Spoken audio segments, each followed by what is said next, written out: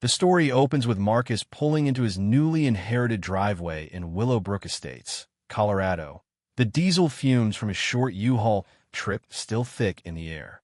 Before he can even kill the engine, a woman in a neon green tracksuit and designer heels marches across the pavement and slaps a $500 fine on his windshield like it's an official summons. She's the HOA president, Deardra Pickering, Peak's suburban tyrant, the type who peaked as homecoming queen decades ago and has been chasing that rush of control ever since. She unleashes a pre-printed stack of 14 violations. Mailbox height slightly off, grass a fraction too long, doormat color non-compliant, even a faded company decal on his personal F-150 truck counts as a prohibited commercial vehicle. Total fines, $2,100 due in 48 hours, or face foreclosure proceedings. Deardra has no idea. She's just targeted the man who technically owns the home she rents through one of her side arrangements. Marcus, fresh off a brutal layoff from 20 years managing commercial properties in Phoenix, a messy divorce where his ex kept the house and moved in with her yoga instructor boyfriend named Moonbeam, sees this ambush as the final straw. But his great-aunt Millicent, tough, independent woman who rebuilt transmissions, ran church bake sales, raised 3 kids alone after her husband died in Vietnam, and fed every stray cat for blocks, had left him this corner lot house as a quiet lifeline. Millicent had her own quiet battles with the HOA, dismissed at the time as typical old lady gripes about garden gnomes or petunias. Now Marcus realizes it was far more serious. Drawing on his property management instincts, he starts digging. The HOA covenants he requests are stonewalled as confidential, but a trip to the county recorder's office reveals the original 1983 documents were a slim, sensible 12-page neighborly guide, nothing like the 47-page authoritarian manifesto Deardra now enforces. Rules have been updated without proper homeowner votes, meaning most of her citations carry zero legal weight. Millicent's rose bushes, blooming since the Carter administration, are grandfathered as mature plantings. The fines are smoke. Then the financials. As an owner, Marcus demands records and uncovers glaring red flags. Landscaping budgeted at $3,000 monthly, but actual work is minimal. Pool cleaning at $800 for a neglected 30-foot pool that smells like decade-old science experiments, when market rates hover around $200. Legal fees inflated to $15,000 annually for compliance enforcement. That mostly means harassing vulnerable residents. Vendors trace back to shell companies tied to Deardra's nephew, a former GameStop employee, her boyfriend Chad, self-taught pool guy via YouTube, and her college roommate's sketchy law firm.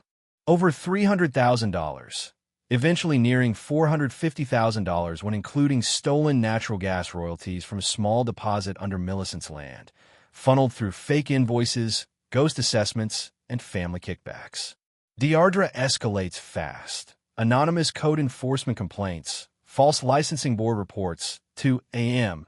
Drive-bys caught on Marcus's newly installed cameras. License plate clear, Chad skulking like a bad spy. Spray paint on the mailbox, dog waste on the porch.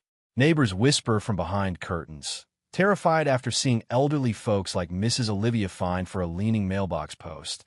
The Rodriguezes for kids' toys, Mr. Patterson, Korean War vet, for an improperly proportioned flag. 3 seniors already forced out via below-market sales. Listings scooped up by Deardra's real estate side hustle. Allies emerge. Gladys, the 78-year-old retired librarian across the street, hands over a thick folder of documented terror campaigns. Sophia, a single-mom paralegal, dives into precedents and drafts petitions. Bob, Vietnam vet engineer, debunks fake infrastructure invoices. Pastor Williams opens the church basement for meetings. They form a quiet resistance. Coffee shop gatherings turn into strategy sessions. WhatsApp groups share evidence. A community fund helps cover legal costs for the targeted. Marcus uncovers Millicent's hidden attic cache. Audio of Deardra bragging about creative accounting. Forged signature pages on rule changes. Bank statements showing theft disguised as expenses. And her final handwritten letter urging whoever inherits to fight back. Stress from years of harassment likely contributed to Millicent's fatal heart issues. This shifts everything from self-defense to honoring her legacy. Deardra panics. Emergency meetings without quorum, false police reports, quickly dismissed by Officer Rodriguez. Private investigator rumors painting Marcus as dangerous or gang-affiliated, anonymous threats, vandalism on allies' properties. She tries fleeing to Montana, but strands herself when frozen accounts kill her credit cards. In desperation, she shows up at Marcus's door at 11 p.m. with a duffel of $50,000 cash for restitution, confessing on a hidden FBI wire. Residents are sheep. I was providing a service. That seals felony bribery on top of mail fraud, wire fraud, embezzlement. The annual meeting becomes the reckoning. Packed community center, media cameras rolling, 73 residents crammed in. Deardra arrives late, flanked by Chad and relatives, trying to seize control and remove Marcus first. Gladys shuts her down on procedural grounds. Marcus presents charts of $447,000 stolen, before/after photos of non-existent improvements, audio of her sheep, quote, and bribery admission, Colorado single-party consent. The room erupts, gasps, tears from elders. Unified fury when she plays the race card. FBI agent steps forward. Charges incoming. Vote. Unanimous board removal. Marcus is interim financial chair. Independent management hired. 6 months later, Deardra pleads guilty, gets 4 years federal prison. Chad 18 months as accomplice. Nephew's company folds under IRS scrutiny.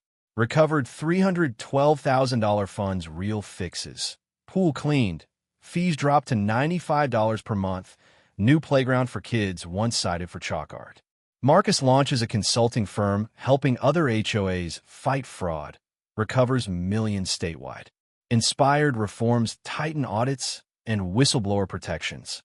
Millicent's garden becomes a memorial rose patch with a little tool library. Stray cats still fed. Neighborhood transforms. Laughter replaces fear. Barbecues fill the air. Property values rise 12% from restored trust. It's a reminder. Communities thrive on solidarity, not fear.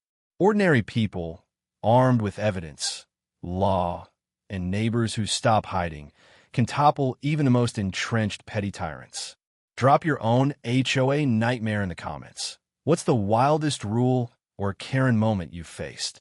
Subscribe for more tales of ordinary folks reclaiming their streets from HOA overreach. Next up, Karen tried to steal my parking spot. She had no idea I own the entire block. Thanks for watching HOA Stories, where justice hits at room temperature and karma always knocks. Like, share, and hit subscribe for weekly doses of neighborhood drama, revenge, and sweet, sweet comeuppance.